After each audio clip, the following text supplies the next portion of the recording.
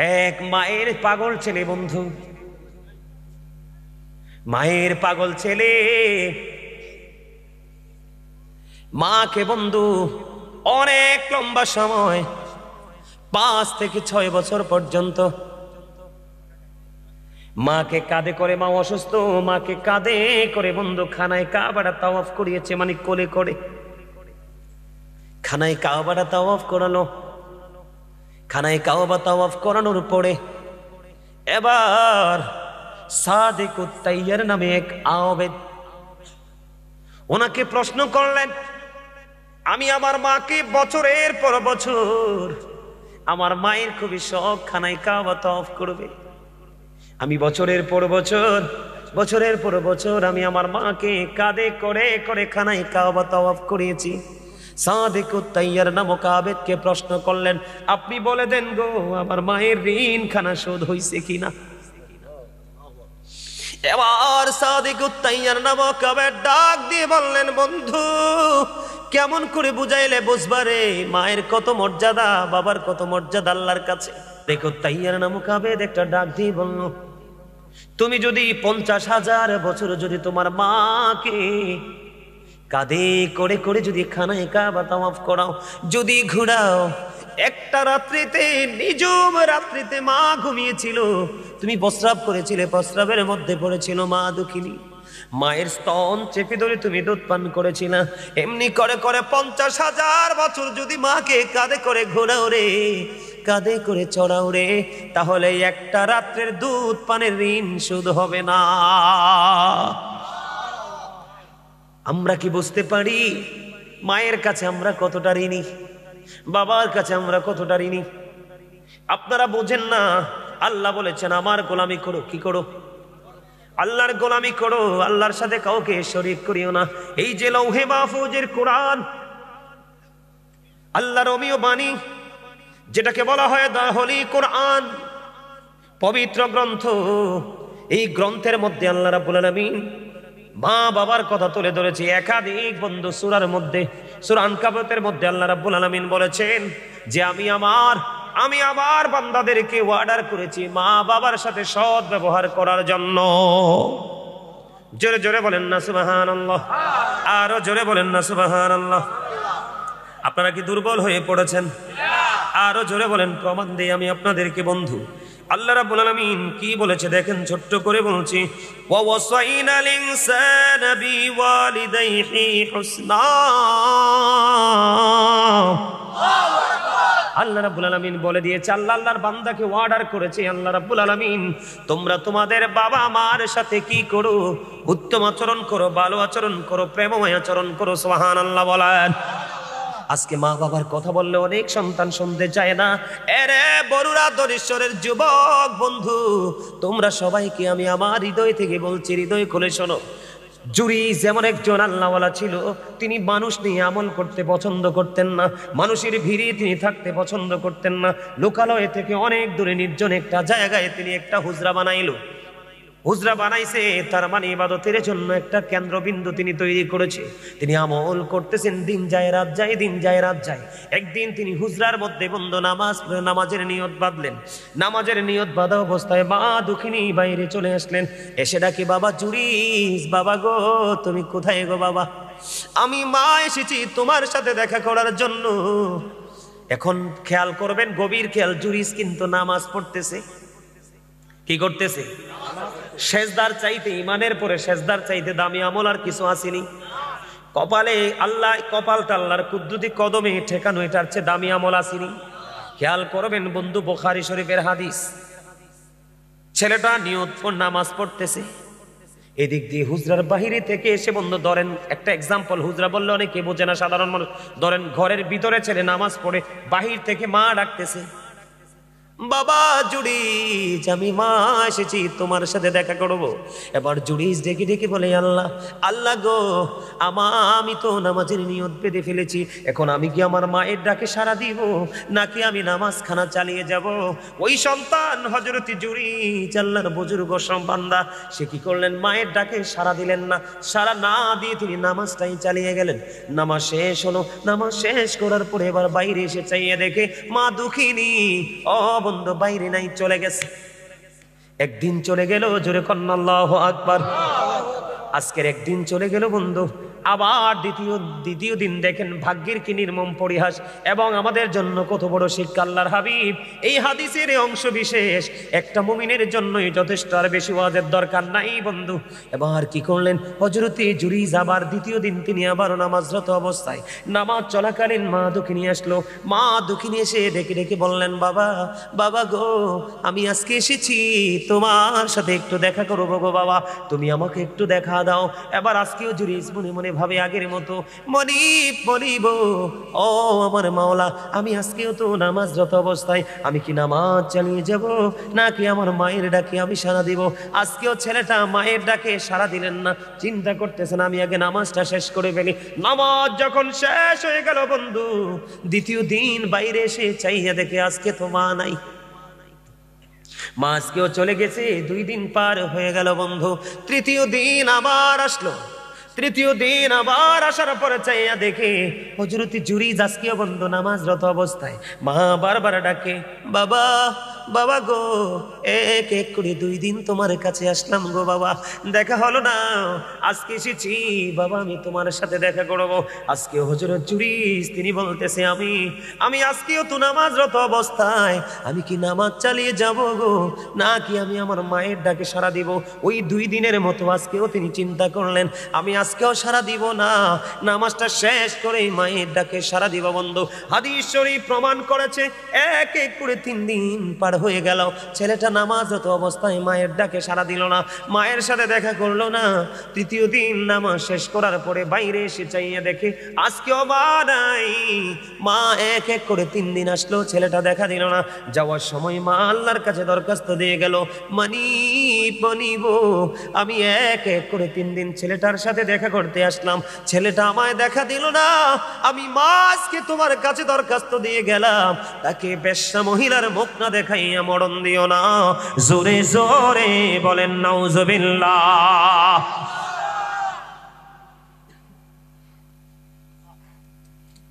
এবার আশ্চর্য ধরনের ঘটনা বন্ধু, মা কি করলো, দোয়া তো বড় দোয়া করে চলে গেল। পাশেই বসবাস করতো এক বেশ্যা মহিলা, মহিলার পেটের মধ্যে বাচ্চা।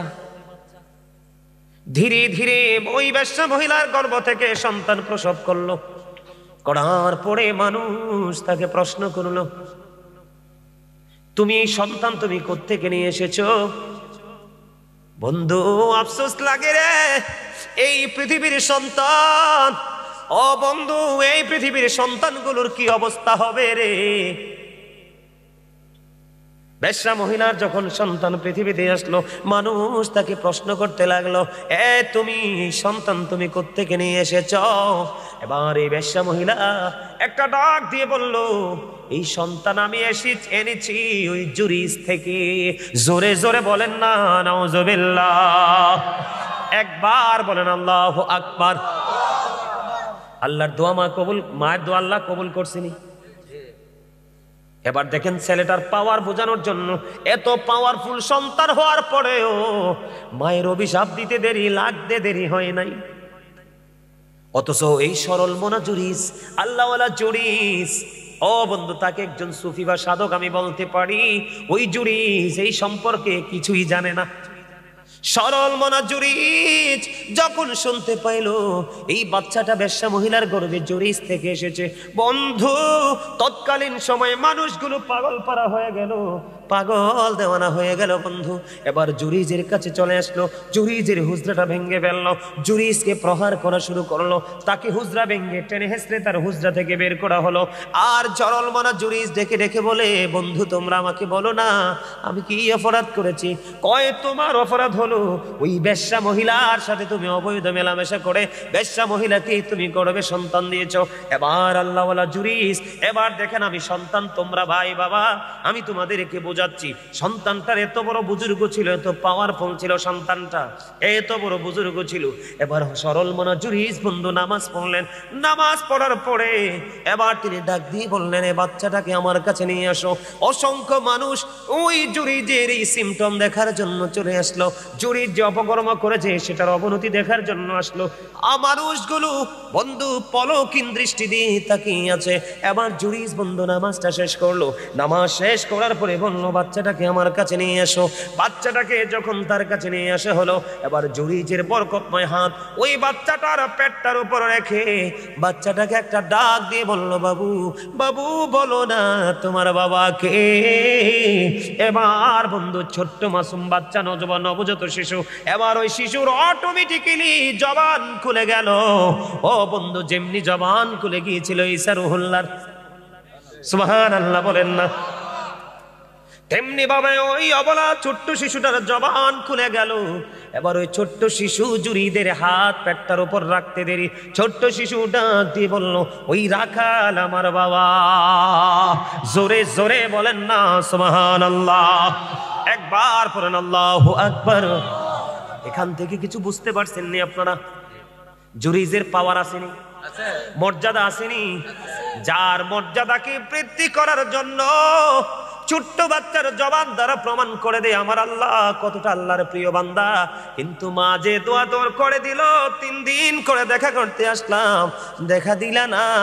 বেশ্যা মহিলার সাথে তোমাকে কি করতে হবে? যুক্ত হতে হবে। হইছে কি হইছে না? আরো জোরে বলেন। পরে তৎকালীন সময় মানুষগুলো জুরিদের হাত চুমু খেতে লাগলো, জুরিদের অঙ্গ প্রত্যঙ্গ চুমু খেতে লাগলো। আবার বলল, রে জুরিস, আমরা অন্যায় করেছি, তোমার এই হুজরাটাকে আমরা স্বর্ণ দিয়ে আবার বাধাই করে দিব। জুরিস বলল, না না, আমার স্বর্ণের কোনো লালসা নাই রে, আমাকে তোমরা মাটি দিয়ে হুজরাটা বানায়া দাও। কত বড় তাকওয়া, কত বড় আল্লাহওয়ালা হযরত জুরিস। তারপরেও মাকে কিন্তু সে গালি দেয় নাই, বকা দেয় নাই, শুধু দেখা করতে আসছে, সন্তানকে দেখা দিল না। আল্লাহ রাব্বুল আলামিনের কাছে দরখাস্ত দিল, কবুল হয়ে গেল। এই যুগের ছেলেদের কিন্তু অত বড় বুজুর্গি নাই, এত বড় তাকওয়া নাই। তারা কোথায় আছে, কোথায় থাকবে, কোথায় যাবে সেটার খবরও নাই। তাহলে আপনারা বলেন, এই সন্তানের প্রতি যদি বাবা মা বিরক্ত হয়, তাদের কোনো উপায় থাকবে না। এমনি পাবে বন্ধু, মায়ের অভিশাপে যেমনি, আমার দিকে তাকান, মায়ের অভিশাপে যেমনি সন্তানটাকে হয়ে গেল, বিপদ থেকে বন্ধু বিপদে পড়ে গেল, ঠিক তেমনি ভাবে আমি আপনাদেরকে বলি আরেকটা হাদিস শরীফ বন্ধু, এটাও বুখারী মুসলিম শরীফের মধ্যে এসেছে। বলবো নাকি শেষ করে দিব? হ্যাঁ, আরো শুনবেন? চলবে? অত্যন্ত মজার একটা ওয়াজ বন্ধু, অত্যন্ত মজার একটা হাদিস। এখান থেকে সত্যিকারের মুমিন যারা রে, ও বন্ধু, আপনাদেরকে আমি এর মাঝখান দিয়ে আরেকটা মেসেজ দিয়ে দিই। আপনারা হয়তো অনেকে এমন থাকতে পারেন, একটা সময় গরিব ছিলেন, এখন আপনার দৌলত হয়েছে, সম্পদ হয়েছে, কিন্তু মা দুঃখিনী তো পৃথিবীতে নাই, বাবা তো পৃথিবীতে নাই।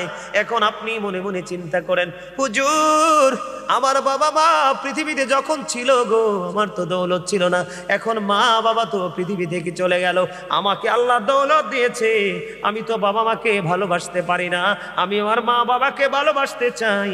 সবার পরে আমি কোনভাবে ভালোবাসবেন মৃত বাবা মাকে, আমি সেই টেকনিকটাও শিখাই দিয়ে যাব। তবে বন্ধু, এই সুস্থ সন্তান যেমনি করে মায়ের অভিশাপে বরদোয়ায় পড়েছে, ঠিক তেমনি ভাবে বিপদগ্রস্ত সন্তান কিভাবে মায়ের দোয়ায় বিপদ থেকে বেঁচে গেছে।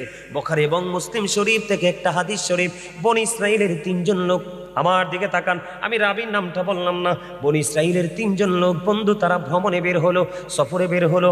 সফর করতে করতে করতে করতে করতে করতে করতে করতে বন্ধু সন্ধ্যা ডানা মেলে দিল, সূর্য তার আপন গন্তব্যে লুকিয়ে গেল, সন্ধ্যা ডানা মেলে দিল, দিবালোক বন্ধু চলে গেল। এবার তারা কি করলেন, ওই পাহাড়ের গুহার মধ্যে অবস্থান করলেন। যেই দরজাটা দিয়ে তারা গুহার মধ্যে প্রবেশ করেছে, গুহার মধ্যে ঢুকেছে 3 জন। কয়জন? গুহার মধ্যে বন্ধু ঢুকেছে 3 জন লোক। 3 জন লোক ঢোকার পরে এবার কি করলো, অটোমেটিক্যালি হঠাৎ করে পাহাড় থেকে বিশাল একটা পাহাড় ধসে পড়লো। ভাগ্যক্রমে ওই পাহাড় বন্ধু, এই পাথরটা তাদের দরজা বরাবর পড়েছে। হাদিস শরীফের মধ্যে এসেছে, পৃথিবীর কেউ নাই, পৃথিবীর কারো কোনো ক্ষমতা নাই আল্লাহ ছাড়াই পাথরটা সরাইবার দরজা থেকে। কত বড় বিপদ চিন্তা করছেন নি? কয়জন লোক? তিনজন লোক, বনি ইসরাইলের তিনজন লোক, তারা এটার মধ্যে পড়ে বিপদে পড়ে গেল। তিনজন এটার মধ্যে বন্ধু আফসোস করতেছে, কি করব এখন? এত বড় পাথর দরজার মুখটা ফিরাপ করে দিছে, আমরা এখান থেকে কেমন করে বের হব? চিন্তা করতে করতে করতে করতে তিনজন মিলে একটা পরামর্শ করলেন। যেমন আজকে আপনাদের এই প্রোগ্রামটা একটা কিন্তু এদের মতো একটা এক্সাম্পল হতে পারে, যদি মন দিয়ে, হৃদয় দিয়ে, ভালোবাসা দিয়ে শুনতে পারেন। তিনজন পরামর্শ করলো, বন্ধু আমরা তিনজন তো বিপদে পড়ে গেছি, এখন বিপদ থেকে তোমাদেরকে বাঁচতে হবে, কি করণীয়? তিনজন মিলে পরামর্শ করে একটা সমাধান বের করলেন। সমাধানটা হলো, তারা তিনজন মিলে চিন্তা করলেন, আমাদের জীবনে তো অনেক ভালো কাজ করেছি, আমাদের জীবনে তো অনেক নেক কর্ম করেছি, প্রত্যেকের জীবনে স্পেসিফিক কোনো ভালো কাজের উসিলা দিয়ে আল্লাহর কাছে দরখাস্ত দাও, দেখি রে আল্লাহ আমাদেরকে বড় বিপদ থেকে বাঁচাই কিনা। সুবহানাল্লাহ বলেন না, আর জোরে বলেন না সুবহানাল্লাহ।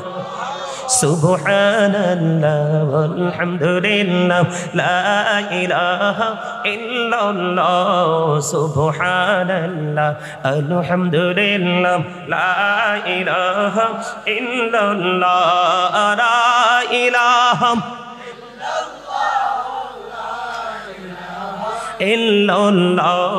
নবী আমার নূরের পুতুল, জগৎ করলেন ও জালা। নবী আমার নূরের পুতুল, জগৎ করলেন ও জালা। রোজ হাসরে করবেন তিনি উম্মতের ফয়সালা। সুবহানাল্লাহ আলহামদুলিল্লাহ, মহাপতে সুবহানাল্লাহ আলহামদুলিল্লাহ লা ইলাহা ইল্লাল্লাহ। আরশ কুরসি লৌহ কলম সৃষ্টি যাহার ওসিলা, আনিছে আল্লাহ খুশি হইয়া নাম রাখিলেন হাবিবুল্লাহ। সুবহানাল্লাহ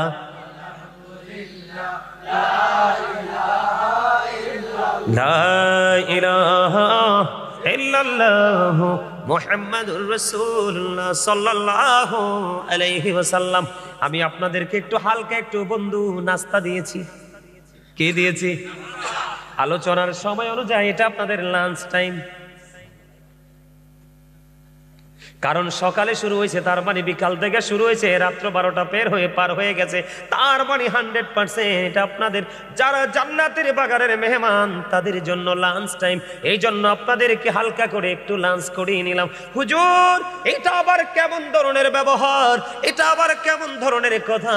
এটা আমার কথা নয়, নবীজি জানিয়ে দিয়েছেন জান্নাতের বাগানে যারা প্রবেশ করে তারা জান্নাতের মেহমান হয়ে যায়, তারা জান্নাতি হয়ে যায়, তারা জান্নাতের মেহমান হয়ে যায়। জান্নাতের মেহমানদের জন্য খাবার হলো সুবহানাল্লাহ আলহামদুলিল্লাহ লা ইলাহা ইল্লাল্লাহ। সুবহানাল্লাহ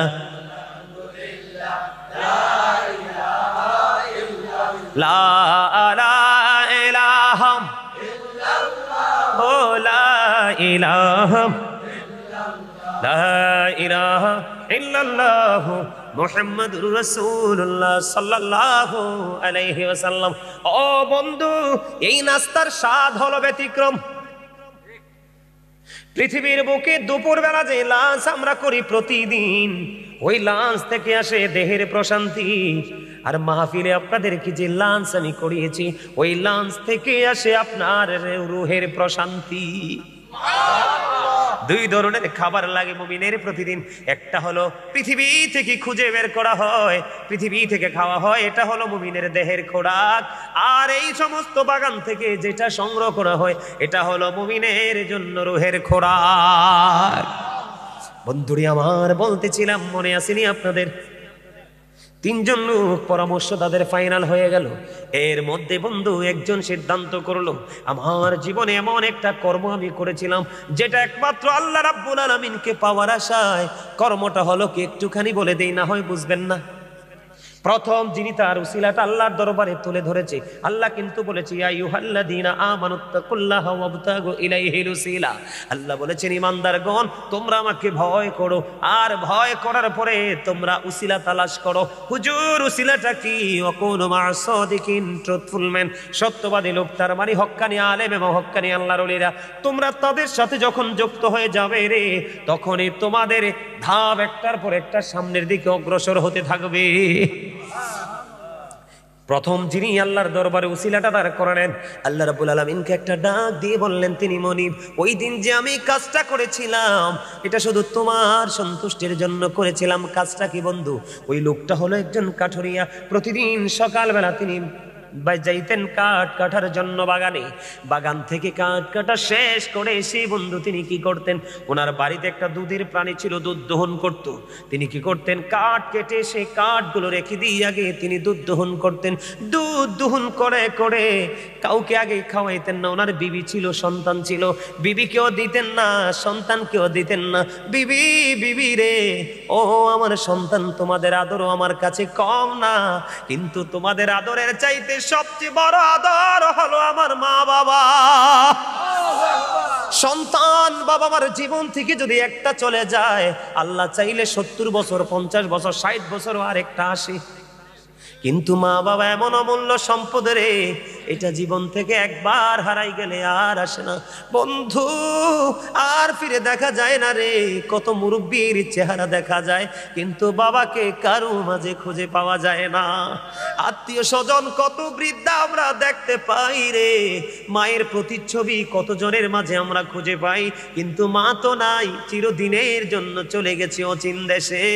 বন্ধু, ওই ছেলে কাঠুরিয়াটা ডাক দিয়ে বললেন বন্ধু, এমনি করে করে প্রতিদিন তিনি দুধ পান করায় মাকে আগে আইসা। বন্ধু একদিন তিনি দেরি করে আসলেন, আজকে আইসা দেখে বাবা মা ঘুমাই গেছে। বাবা মা যখন ঘুমিয়ে গেল, ইনি কিন্তু ধারাবাহিকভাবে তিনি একটা পাতিল হাতুনি তিনি দুধ দহন করেছে। হাদিস শরীফের মধ্যে সে যে দুধটা দহন করার পরে এবার ওনার সন্তান ডাক দিয়ে বলল, বাবা, বাবা গো, আমাকে একটুখানি দুধ দাও না, আমি দুধ পান করব। ওই কাঠুরিয়া ডাক দিয়ে বলল, না না, আমার মা ঘুমিয়ে গেছে তো কি হয়েছে রে, আমি যতক্ষণ না পর্যন্ত আমাকে দুধ খাওয়াইতে না পারবো ততক্ষণ আমি কাউকে দুধ দিব না, এবং আমি আমার মায়ের রুমের দরজাটাও আমি ছাড়বো না। বন্ধু, কেমন সন্তান ওই কাঠুরিয়া! কাঠুরিয়া কি করলো, মা যে জায়গার মধ্যে ঘুমাইছে, ও বন্ধু দুধের পাত্রটা হাতে নিয়ে দাঁড়াইয়া রইল। দাঁড়াইয়া থাকতে থাকতে ফজরের আজান হয়ে গেল। মা দুঃখিনী বন্ধু উজু বানাইলো, উজু বানাইয়া যখন ফ্রেশ শেষ হয়ে গেল, ওই কাঠুরিয়া আগে তার মাকে দুধ পান করাইলো। এই যে দুধ পান করিলেন, সন্তানকে দিলেন না, বিবিকে দিলেন না। সন্তান অনেক বেশি ডাকাডাকির করার পরে বাবার মনটা গলাইতে পারলো না। ওই দিন ওই কাজটা শুধু করেছি আমি একটা মাত্র কারণে, ওই যে আল্লাহ বলেছেন অবিল ওয়ালিদাইনি ইহসানা, মা বাবার সাথে মিষ্টি মধুর সৎ আচরণ করো। আমি আল্লাহ সেদিন এই ব্যবহার করেছিলাম তুমি মালিকের খুশি করার জন্য। ওই দিনের আমল যদি তুমি কবুল করে থাকো, ওই দিনের গোলামি যদি তুমি কবুল করে থাকো, তাহলে আমাকে আজকের এই বিপদ থেকে উদ্ধার করো। বন্ধু, ও বড়রা, ধনীশ্বরের ভাই, আমার বাবা গো, আমার মা বোনদেরকে ডেকে ডেকে বলছে গো, হৃদয়ের জানালাটা খুলে দাও, বাবা মা কেমন একটু বুঝে নাও। এবার কি করলেন বন্ধু, আল্লাহর কুদরতে সন্তান যখন দোয়া করলেন, দোয়া শেষ হইতে দেরি রে, চাইয়া দেখে পাথরটা আল্লাহর কুদরতে একটুখানি সরে গেছে। কিন্তু হাদিস শরীফের মধ্যে এসেছে, কিন্তু সরে গেলে লাভ হবে না, কিন্তু ব্যর্থ হওয়া যাবে না। একটুখানি সরে গেছে বটে, কিন্তু বের হওয়ার কোনো সুযোগ নাই। এবার দ্বিতীয় ব্যক্তি খেয়াল করবেন, এটা বর্তমানে আমাদের সমাজের সবচেয়ে বেশি নোংরামি। একটা অপশন, আরো দুইটা আছে, কিন্তু এটা এই আলোচনার সাথে না। তারপর আমি আপনাদেরকে একটুখানি শোনাই বন্ধু, শুনবেন তো। দ্বিতীয় ব্যক্তি কোন উসিলা দিয়ে আল্লাহর কাছে সাহায্য চাইলেন? দ্বিতীয় ব্যক্তির আচরণ ছিল কেমন জানেননি? উনি ওনার একজন চাচাতো বোনকে তিনি খুব ভালোবাসতেন এবং ফিজিক্যাল মিলামেশার জন্য চেষ্টাও তিনি করেছেন, কিন্তু কোনোভাবেই তিনি মেয়েটাকে রাজি করতে পারে না। একটা সময় পৃথিবীর বুকে বন্ধু দুর্ভিক্ষ শুরু হয়ে গেল। দুর্ভিক্ষ যখন শুরু হয়ে গেল, দুর্ভিক্ষ শুরু হয়ে যাওয়ার পরে এবার তিনি ওই মেয়েটাকে 200 দিরহাম দিলেন। কয় দিরহাম? 200 দিরহাম দিলেন, ওই মেয়েটাকে 200 দিরহাম দিলেন এবং তার যে মনের আশা আকাঙ্ক্ষা পূরণ করার জন্য একেবারে মেয়েটার কাছাকাছি চলে গেল। খেয়াল করবেন যুবক, তোমরা আজকে এখান থেকে শিক্ষা নাও। যুবকটা মেয়েটার একবারে কাছাকাছি চলে গেল। দেখবেন ইমানদারের ইমানি জজবা কত শক্ত। আল্লাহর হাবিব বলেছে, হাদিস শরীফের মধ্যে এসেছে, যেখানে বেগান একজন পুরুষ এবং বেগান একজন নারী থাকে, এখানে তৃতীয় পার্সন থাকে শয়তান, ওখানেই জিনা ব্যভিচারের সম্ভাবনা বেশি থাকে। কিন্তু বন্ধু দুজনকে পরিচয় আছে, একজন আরেকজনকে কাছে পেতে চায়। কিন্তু বন্ধু সবচেয়ে বড় মজার খবর হলো গো, আপনি একটুখানি নজর দিয়ে চাইয়া দেখেন, ছেলেটা মেয়েটার একবারে কাছাকাছি গেছে। আমি আর অত কাছে গেছে সেটা বলতে চাই না, লজ্জাজনক বিষয়, আমার কাছে খারাপ লাগে। তার মানে একেবারেই ছেলেটা মেয়েটার কাছাকাছি চলে গেল। মেয়েটা এতটাই আল্লাহওয়ালা ছিল, আল্লাহ রাসূল প্রেমিক ছিল। মেয়েটা ওই দ্বিতীয় ব্যক্তিকে একটা ডাক দিয়ে বলল, না না, তুমি আমার ইজ্জত হরণ করে নিয়ে যাও না। আমাকে যিনি মোহরানা দিয়ে আমাকে যিনি বিয়ে করে বিবি বানাবে, ওনার জন্য সতীত্ব রক্ষা করতে হবে আমাকে। তুমি আমাকে নষ্ট করো না, আমার ইজ্জত তুমি লুটে নিও না। বন্ধু, মেয়েটা যেমনি ভাবে আপত্তি করলো, ছেলেটা তেমনি ভাবে মেয়েটাকে ছেড়ে চলে আসলো। এবং ওই যে 200 দিরহাম দিয়েছিল বিনিময়, ছেলেটা ওই 200 দিরহাম পর্যন্ত দাবি তিনি ছেড়ে দিয়েছে। ওই ব্যক্তিটা হলো আজকের বিপদগ্রস্ত দ্বিতীয় ব্যক্তি। ওই ব্যক্তিটা আল্লাহর কাছে দরখাস্ত করে দিলেন, মালিক ওই দিন আমি অপরাধের এত কাছাকাছি গিয়েছিলাম, ওখান থেকে আমি ফিরে এসেছি। মালিক, ওখান থেকে আমি সেদিন ফিরে এসেছিলাম শুধুমাত্র তুমি আল্লাহর কথা ভেবে, তুমি আল্লাহর দিদারের আশায়, তোমার সন্তুষ্টির জন্য। ওই দিনের আমল যদি তোমার দরবারে কবুল হয়ে থাকে গো, আজকে আমাকে এই বিপদ থেকে তুমি বাঁচাও। দোয়া শেষ হইতে দেরি বন্ধু গো, দোয়াটা শেষ হইতে দেরি, সঙ্গে সঙ্গে পাথরটা আরো একটু সরে যেতে দেরি করলো না। জোরে জোরে বলেন না সুবহানাল্লাহ। সুবহানাল্লাহটা কিন্তু মজা হয় না, আমার ওয়াজ কিন্তু আমি শেষ করে দিচ্ছি। আজকে চলে যাব, হয়তো বা আপনার আমার জীবনে অনেকেরই মাহফিলটা শেষ হতে পারে। এমন ভাবে মাহফিলটাতে বসুন বন্ধু, মনে করুন এটা আমার জীবনের শেষ মাহফিল, তাহলে এখান থেকে গুনাহ মাফ নিয়ে যেতে পারবেন। যদি মনে করেন এটা আমার জীবনের শেষ মাহফিল, তখন আপনার মধ্যে মানসিকতাটাই অন্যরকম হয়ে যাবে। আপনার মধ্যে এক বিকট পরিবর্তন আসবে, আপনার মধ্যে তাকওয়া চলে আসবে, আপনি অহংকার মুক্ত হয়ে যাবেন। আর যেই ব্যক্তি যত বেশি একটা ব্যক্তি অহংকার মুক্ত রে, তার কাছে তত বেশি আল্লাহর রহমতটা যুক্ত হয়ে যায়। পাথরটা একটুখানি সরে গেল। এটার সাথে আমি আর একটা ছোট্ট নিয়ামতে পরিপূর্ণ একটা ঘটনা যুক্ত করতে চাই, যেটা খলিফাতুল মুসলিমিন হযরত ওমর রাদিয়াল্লাহু তাআলা আনহুর জামানায় ঘটেছিল। একজন যুবক, একটা যুবতী একটা যুবককে ভালোবাসতো। প্রতিদিন এই মেয়েটার বাড়ির উপর দিয়ে ছেলেটা নামাজ পড়তে যাইতো। যাইতে একদিন এশারের নামাজের সময় হলো। নামাজ শেষ করে ফেরার পথে যখন বন্ধু বাড়িটার উপর দিয়ে আসতে চাইলো, মেয়েটা এমন ভাবে ছেলেটাকে প্রেম আকাঙ্ক্ষা দেখাইলো, ছেলেটা হয়ে মেয়েটার ঘরে গেল। যাওয়ার পরে বন্ধু ছেলেটার অন্তরে কি হলো, আল্লাহর কাছে দাঁড়াইতে হবে, হিসাব দিতে হবে। তার মধ্যে এই ভয় কম্পন শুরু হয়ে গেল। ওই ছেলেটা সঙ্গে সঙ্গে বেহুশ হয়ে মাটিতে পড়ে যায়। ওমা সুবহানাল্লাহ বলেন না। একটা ছেলে যৌবনে পরিপূর্ণ ভরা, এইরকম একটা ছেলে একটা মেয়ে দুজন একবারে কাছাকাছি হয়ে গেছে, কিন্তু ছেলেটা মেয়েটার কাছে গিয়ে বেহুশ হয়ে গেছে। আপনারা কি বিষয়টা সহজ মনে করেছেন? আরে না, অত্যন্ত ভাবার একটা বিষয়। খেয়াল করেন আমার কথাটা। ছেলেটা বন্ধু বেহুশ হয়ে গেল, পাগল পারা হয়ে গেছে। আপন স্বজনেরা খুঁজতে খুঁজতে ছেলেটাকে মেয়েটার ঘরে এসে পাইলো। পাওয়ার পরে বাবা বাড়ি নিয়ে গেল। বাড়ি নিয়ে যাওয়ার পরে ছেলেটাকে প্রশ্ন করলো, বাবা গো, তুমি কেন গিয়েছিলে ওই মেয়েটার ঘরে? আবার কেনই বা তুমি অজ্ঞান হয়েছো, সেন্সলেস কেন হয়ে গেলা? বাবা গো, প্রতিদিন এই মেয়েটা আমাকে প্রেম আকাঙ্ক্ষা দেখায়, আজকে কেন যে আমি চলে গেলাম? যাই হোক, আমি চলে গেছি বাবা। মেয়েটার কাছাকাছি যখন গেলাম, আমি দেখতে পাইলাম একেবারে নোংরা একটা সময়ের দিকে আমি এগিয়ে যাচ্ছি। তখন আমার মনের মধ্যে আমার মালিকের কথা মনে হলো, আমার মালিকের দরবারে দাঁড়াতে হবে গো, কেমন করে আমি চক্ষুটা দেখাবো আল্লাহকে।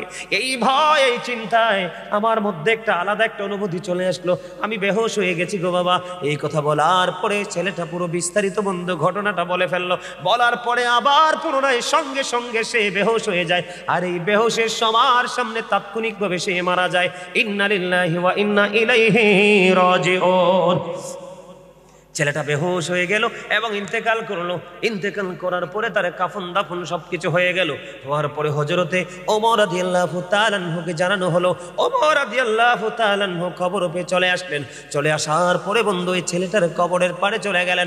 কবরের পাড়ে গিয়ে তিনি বন্ধু ছেলেটার জন্য দোয়া করলেন আর বলতে লাগলেন, যিনি অপরাধ করতে গিয়ে আল্লাহর কথা মনে করে আল্লাহর দরবারে দণ্ডায়মান হতে হবে, আল্লাহর দরবারে হিসাব দিতে হবে, এই ভয় কারোর হৃদয়ে ধারণ করে যদি কেউ যদি অপরাধ থেকে বেঁচে থাকে, তাহলে আল্লাহ রাব্বুল আলামিন খুশি হইয়া ওই বান্দার জন্য। হযরত ওমর বলতেছে বন্ধু, হযরত ওমরের বক্তব্য চলতেছে। এই চলতে চলতে কিছুক্ষণ আগে বন্ধু, কয়েক ঘন্টা আগে ছেলেটাকে দাফন করা হলো। ওই যুবক ছেলের কবর থেকে আওয়াজ বের হয়ে আসতেছে। ও হযরতে ওমর রাদিয়াল্লাহু তাআলা আনহুকে ডাক দিয়ে বললেন, খলিফাতুল মুসলিমিন, আপনার কথা সত্য, আমার কবরে দাফন করার সঙ্গে সঙ্গে আমি 2টা জান্নাতে পেয়ে গেছি। আপনি যত বেশি নেইমারকে ভালোবাসবেন আপনার চরিত্র তত খারাপ হবে। আপনি যত বেশি মেসিকে ভালোবাসবেন আপনার চরিত্র তত খারাপ হবে। আপনাকে বলবে ভেরি 100% ক্যারেক্টারলেস, কথা কয় না? আর যত বেশি আলেমের কাছে আসবেন আপনার প্রিয় হতে হবে আলেম, যিনি এলেম এলেম এলেম এলেম ওনার মধ্যে যোগ্য আছে। আপনি যত একজন আলেমের সাথে ভালোবাসবেন, আলেমের ভালোবাসা মানে তাকে পাঞ্জাবি কিনে দেওয়া না, আলেমের ভালোবাসা হলো তার কথাগুলোকে ফলো করে বাস্তবায়ন করা। হ্যাঁ বলো হুজুর দিতে পারবো না, দিতে পারবেন, সব দিবেন, তবে আপনার মধ্যে থাকতে হবে সবার আগে আমার ভালোবাসার মানুষকে আমি ফলো করব। কথা কি বুঝেন নাই? আমার এমন কিছু লোক আছে, এমন কিছু লোক আছে এরা একবারে মডার্ন ছিল, আর এখন আমার সাথে হাঁটলে বুঝছেননি কেউ বলবে না যে সাধারণ মানুষ, এই দাড়ি এই চুল, সবসময় পাঞ্জাবি পড়ে। সুবহানাল্লাহ বলেন না? অনেক আছে। এক ছেলে অস্ট্রেলিয়া থেকে ফোন করছে, অস্ট্রেলিয়া থেকে ফোন করে বলতেছে, হুজুর জীবনে কত হুজুরের ওয়াজ আমি শুনছি, কিন্তু আপনার নামাজের ওয়াজ আমার কাছে এত বেশি হৃদয় ছুঁয়েছে, হুজুর আমি এক্ষণ বের হচ্ছি, আজকে থেকে আমি কথা দিয়েছি আপনাকে এক ওয়াক্ত নামাজ আমি ছাড়বো না, আমি যায় নামাজের জন্য বাজারে যাচ্ছি। এটা হলো প্রেম, এটা হলো ভালোবাসা। এই ভালোবাসাই মানুষকে নিয়ে যাবে চিরস্থায়ী প্রেমের সাগরে। বুঝেন নাই? প্রেম সাগর কোনটা? আল্লাহ রাসূলের সন্তুষ্টি। বন্ধুরে আমার 2 নাম্বার অপশন চলে গেল। 3 নাম্বার হলো তৃতীয় ব্যক্তি। বন্ধু তৃতীয় ব্যক্তি তিনি তিনের দরখাস্ত দেবে। ওনার জীবনের কর্মটা বন্ধু এতটাই তাকওয়া সম্পূর্ণ, এতটাই প্রেমময়, বিশেষ করে আমার কাছে বেশি পছন্দ, কারণ কাল হাসরের ময়দানে মানুষ সব কিছু দিয়ে যত বেশি আটকাবে তার চেয়ে বেশি বিপদে পড়বে মানুষের হক নিয়ে। কথা কয় না? আমি আপনাদেরকে আজকে বলে দেই বন্ধু, আপনাদের জীবনে যদি পরের হক মারার মতো কোনো ঘটনা না থাকে, তাহলে মনে করবেন আপনার মৃত্যুটা বন্ধু স্বস্তির হবে, নেয়ামতের হবে। তৃতীয় লোকটার দেখেন না, তৃতীয় লোকটার তাকওয়াটা বন্ধু কেমন। উনি বন্ধু, ওরা আমাদের এলাকাতে আমাদের মধ্যে আমরা কাজের লোক রাখি না, তৃতীয় লোকটা তিনি কাজের লোক রেখেছিলেন, কাজের লোক দিয়ে তিনি কাজ করিয়েছিলেন, কিন্তু লোকটা কাজটা করার পরে বেতন নেয় নাই। মালিকের কাছে তার বেতন রেখে চলে গেলেন কোন জানা গন্তব্যে। মালিক খুঁজে পায় না তার শ্রমিককে বেতন দিতে। দিন চলে গেল, রাত চলে গেল, দিন চলে গেল, রাত চলে গেল, বন্ধু গোলাম আর মালিকের কোনো দেখা নাই। তৃতীয় ব্যক্তি যিনি আজকে মহা বিপদে, যেই বিপদের খবর আল্লাহ ছাড়া কেউ জানে না, কথা কি বুঝেননি আপনারা? দেখেন মালিকের প্রেম কত মধুময়। আমার বন্ধু এই মুহূর্তে একটা আয়াত বারবার মনে পড়তেছে। ওই যে আল্লাহ কোরআনে বলেছে, আল্লাযীনা আমানু, যারা ঈমান এনেছে, ওয়া কানু ইয়াত্তাকুন, এবং তাকওয়া অবলম্বন করেছে, লাহুমুল বুশরা, তাদের জন্য সুসংবাদ, ফিল হায়াতিদ দুনিয়া, দুনিয়ার জীবনে, ও ফিল আখিরা, এবং পরকালের জীবনে। আপনি ঈমান আনার পরে যদি আল্লাহকে ভয় করতে পারেন, আপনার জন্য নিয়ামত দুনিয়ায় বরাদ্দ, আখিরাতেও বরাদ্দ। তার সিম্পটম হলো, এর মধ্যে একটা হলো এইটা। 3 নাম্বার ব্যক্তিটা বন্ধু, তিনি তো ওনার শ্রমিককে আর খুঁজে পায় না। তিনি কি করলেন? তার পারিশ্রমিকটাকে তিনি ইনভেস্ট করলেন। এটাকে ইনভেস্ট করছে, প্রাণী কিনেছে, বকরি কিনেছে, ওট কিনেছে বন্ধু। এই ওট একটার পর একটা বাচ্চা দিতেছে, বকরি একটার পর একটা বাচ্চা দিতেছে। দিতে দিতে দিতে দিতে দিতে দিতে বন্ধু অনেক বকরি এবং ওট হয়ে গেল। সুবহানাল্লাহ কন্যা। তার মানে একটা প্রাণী থেকে আরেকটা প্রাণী, আরেকটা প্রাণী থেকে আরেকটা প্রাণী বিকট হয়ে গেল। হঠাৎ করে একদিন বন্ধু ওই শ্রমিক চলে আসলো। সুবহানাল্লাহ বলেন না। হঠাৎ করে একদিন বন্ধু ওই শ্রমিক চলে আসলো। আসার পরে মালিকের কাছে ডাক দিয়ে বলতেছে, মনিব, আপনি তো কিছু দিনের জন্য, সাময়িক সময়ের জন্য আমার মনিব, আপনার কাছে আমি কিছু বেতন পাও না, আপনার কাছে আমি কিছু পারিশ্রমিক পাও না, আমাকে দয়া করে যদি আমার এই পারিশ্রমিকটা দিতেন গো, আমি একটু বেশি বেশি উপকৃত হতাম। বন্ধু গায়ের পশম গুলো দাঁড়িয়ে যায় রে, কেমন প্রেম তাদের সিনায় মালিক ঢুকিয়ে দিল। আমি আজকে এই বড় রাত ধরিশ্বর থেকে আল্লাহর কাছে দরখাস্ত দিব, মালিক তুমি রহমতের নজরে তাকায় দেখো গো মালিক, কত মানুষ, কত আমার দাড়ি ফাঁকা মুরব্বী বাবারা, কত আমার ভাইয়েরা, মাহফিল কমিটি, পর্দার অন্তরালে রয়েছেন আমার মা বোনেরা, যাকে তোমার বেশি পছন্দ হয় গো, তার উতিলায় আজকে আমাদেরকে ওই 3 নাম্বার তাকওয়াবান ব্যক্তির মতো বানায়া দাও, আমরা যেন ভোগী না হই, আমরা যেন ত্যাগী হতে পারি। আমিন বলেন না। এবার বন্ধু ওই মালিক ডাক দিয়ে বলল, তুমি আমার কাছে এসেছো, আমি তোমার পারিশ্রমিকটাকে ইনভেস্ট করেছি কোথায়? ওই বাগানের দিকে তাকায় দেখো গো, ওই দিকে চাইয়া দেখো, ওখানে যতগুলো প্রাণী আছে সবগুলো তোমার। আপনি কি বলতেছেন? কয় হ, ওই যে দেখো সব কিছু তোমার। এটা কেমন করে সম্ভব? আমি তো আপনার কাছে এত সম্পদ পাও না। না, কয় তুমি আমার কাছে সব সম্পদ পাও না, যেদিন তুমি আমার কাছে টাকাটা রেখে গিয়েছিলে, পারিশ্রমিকটা রেখে গিয়েছিলে, বেতন যেদিন আমার কাছে তুমি রেখে গিয়েছিলে রে, এটা আমি আমার পকেটে রাখিনি, তোমার জন্য ইনভেস্ট করেছে। এগুলো বাচ্চা দিতে দিতে দিতে দিতে এত বড় হয়েছে, সবগুলো তুমি নিয়ে যাও, আমার কোনো দাবি নাই। ওই ব্যক্তি আজকে বন্ধু ওই পাহাড়ের মধ্যে বিপদে পড়ে আছে। এবার কি করলেন?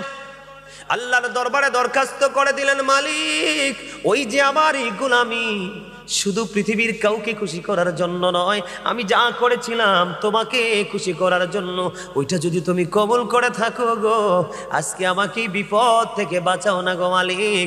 বন্ধু তৃতীয় ব্যক্তির দোয়া শেষ হইতে দেরি রে, শেষ হইতে দেরি। এবার চাইয়া দেখে পুরো পাথরটা আল্লাহর কুদরতি ভাবে সরে গেছে, 3 জনই বিপদমুক্ত হয়ে গেছে। পারবেননি এইভাবে করতে? সবাই পারবেন? হযরতে আবু সাঈদ রাদিয়াল্লাহু তাআলা আনহু থেকে বর্ণিত, যাদের বাবা মা নাই তাদের জন্য বন্ধু ওয়াজ। তিনি বলেছেন, বনু সালামা গোত্রের লোক এসে বললেন, ইয়া রাসূলুল্লাহ, নবী গো, ও প্রাণের নবী, আমার তো বাবা মা চলে গেছে পৃথিবী থেকে, আমি তাদের সাথে সৎ ব্যবহার করতে চাই গো, আমি কেমন করে তাদের সাথে সৎ ব্যবহার করব? সুবহানাল্লাহ বলেন না। আপনার বাবা চলে গেছে তো কি হয়েছে? আপনি কি থাকবেন? আমি কি থাকবো? আমরা যেই কোনো সময় চলে যাব, চলে যাওয়ার পরেও তাদের সাথে ভালো আচরণ, যেমন ধরেন বাবা মার সাথে মরে যাওয়ার পরে আচরণ। আমি এক্সাম্পল স্বরূপ বলছি বন্ধু, হাদিসের ভাষা অনুযায়ী একটা কালো মেয়ে বাবা আপনার জন্য ভদ্র চয়েস করে গেছে, কিন্তু বাবা বিয়েটা দিতে পারে নাই। বাবা চলে যাওয়ার পরে বাবা বলে গেছে, বাবা এটাকে আমি আমার ঘরের বউ বানাবো, আমি তাদেরকে কথা দিয়েছি। আপনি যদি বাবা চলে যাওয়ার পরে মেয়েটা কালো হওয়ার পরেও বাবার কথা অনুযায়ী মেয়েটাকে বউ করে ঘরে নিয়ে আসেন, তাহলে হয়ে যাবে বাবার সাথে মিষ্টি আচরণ। বাবা চলে গেছে কিন্তু বাবার বন্ধু দুনিয়ায় বেঁচে আছে। আপনি বাবার বন্ধুর সাথে ভালো আচরণ করবেন, বাবার বন্ধুর খোঁজ খবর রাখবেন, বলবেন চাচা গো আমার বাবা চলে গেল, আমি আপনাকে দেখলে বাবার কথা মনে হয়ে যায়, প্রশান্তি আসে। বাবার সাথে ভালো আচরণ করবেন। যেমন আজকের এই মাহফিল, যারা বাবা মার মৃত্যুবার্ষিকী বা বাবা মার আত্মার মাগফিরাতের জন্য টাকা দিয়ে পয়সা দিয়ে শ্রম দিয়ে আজকে যারা আয়োজন করেছেন, তারা আপনার আপন স্বজন কবরবাসীর সাথে ভালো আচরণ করেছেন। তাদের জন্য কোরআন খতম পড়াবেন, মিলাদ পড়াবেন, মাহফিল করাবেন, দান সদকা করাবেন, ওয়াদা যেটা দেয় সেটা করবেন। তাদের বন্ধু এবং বান্ধবীর সাথে ভালো সম্পর্ক রাখবেন এবং প্রত্যেকটা জুমার দিনে বাবা মার কবর জুম্মার নামাজ শেষে জিয়ারত করতে যাবেন। পারবেন নি নাকি পারবেন না? এখনকার তো আমরা এত ডিজিটাল হয়েছি, 4-2 রাকাত ফরজ পড়ার পরে সুন্নতেরই খবর নাই, বাবার কবরের পাশে যাব কোন সময়? ঠিক না ঠিক? আমি কি ভুল বলছি? সম্মানিত উপস্থিতি, ওমর খোদা 3 ঘন্টা যেতেছে, আর চলা সম্ভব না, আর চলবো না, প্রতিদিন প্রোগ্রাম। সম্মানিত উপস্থিতি, আপনাদেরকে বিনীতভাবে অনুরোধ করব, জীবনে যাই কিছু করেন বাবা মার সাথে খারাপ ব্যবহার মনে রাখবেন একটা কথা, তাদেরকে ভালোবাসা সম্মান করা ফরজ, আর তাদেরকে কষ্ট দেওয়া হারাম। তাবারুক আছে? তাবারুক আছে? আপনারা যারা বাহিরে দাঁড়িয়ে আছেন সবাই ভিতরে চলে আসেন।